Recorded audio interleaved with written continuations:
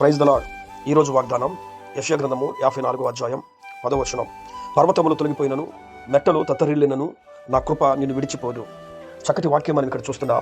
పర్వతాలు తొలగిపోయినా, మెట్టలు విడిగిపోయినా, పర్వతాల లాంటి మెట్టలు లాంటి గొప్ప గొప్ప మనుషులు స్థిరంగా ఉంటారనుకున్నటువంటి ఏవైనా సరే మనల్ని విడిచిపెట్టి వెళ్ళిపోయినా, మనము నమ్ముకున్నటువంటి, మనము కావాలనుకున్నటువంటి వారు మనల్ని విడిచిపెట్టి వెళ్ళిపోయినా, దేవుడు తన కృప చూపించడం మాత్రం మర్చిపోయేవాడు కానే కాదు పిల్లరా.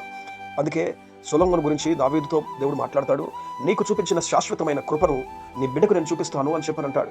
ఆయన మన పట్ల తన కృపను చూపించేవాడు.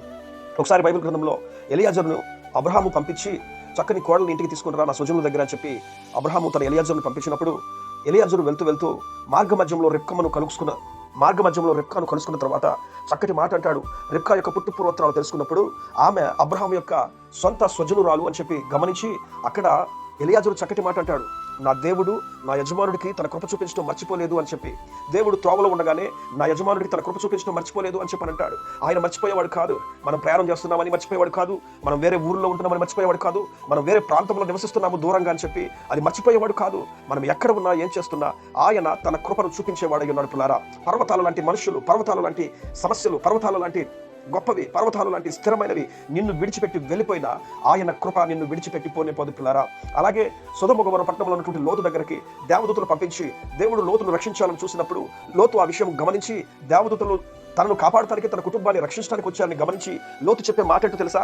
నా దేవుడు తన కృపను చూపించి నన్ను ఘనపరిచాడు అని చెప్పనంటాడు. ఇంతమందిలో నేను నశించకుండా, ఇలాంటి ప్రజల మధ్యలో నేను పాడవకుండా, నా కుటుంబాన్ని కాపాడటానికి నేను నమ్ముకున్న నా దేవుడు తన కృపను చూపించి నన్ను ఘనపరిచాడు అని చెప్పి చక్కనైన మాట చూపిస్తాడు పిల్లారా. ఎలాంటి సమస్యలైనా, ఎలాంటి ఇబ్బందులైనా, ఎటువంటి వాటిలో మనం చిక్కున్నా ఆయన తన కృపను చూపించడం మర్చిపోయేవాడు కాదు. ఆయన తన కృప చేత ఘనపరిచేవాడై ఉన్నాడు. అందుకే అపొస్తలుడైన పౌలు గారు కూడా అంటాడు, ప్రభువా ఎన్నో సమస్యలు, ఎన్నో ఇబ్బందులు, ఎన్నో సందర్భాలలో ఇబ్బందుల్లో నుంచి వెళ్ళాను. ప్రయాణాల ద్వారా, నదుల ద్వారా, సముద్రాల ద్వారా, మనుషుల ద్వారా, చరసాల ద్వారా, రాజకీయ నాయకుల ద్వారా ఎంతగానో బాధించబడ్డాను, ఎంతగానో శ్రమపరచబడ్డాను ప్రభువా, ఏంటి ఈ బలహీనతలు అని చెప్పని దేవునికి ప్రార్థిస్తుంటే దేవుడు అక్కడ అంటున్నాడు, పౌలు నా కృప నీకు చాలు అని చెప్పని.